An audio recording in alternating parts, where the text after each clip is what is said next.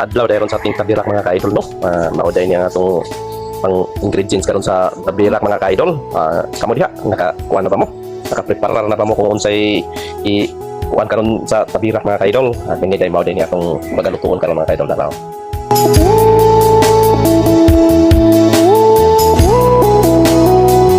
Mauday ni kana natong ingredients. Nya karon mga ka-idol kay man naman tagkuha no, makita sa mga ingredients nga paglutuon natong tabirak mga idol Gwapo sa taga may pa. Oh my God. Idol.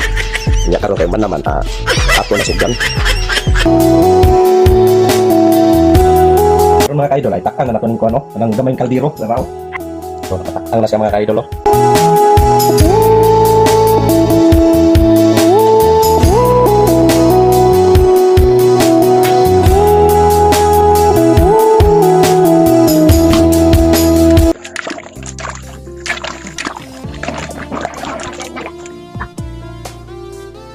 Unya dinay napita mga idol, naday naniid na to rin mga ka-idol no. Nya wa siya kagwanta kay murag gibutong daw kuno siya. Ani duaw gid siya, dungaw gid siya sa atong gibuhat mga ka-idol. Panapaspasan pa ni.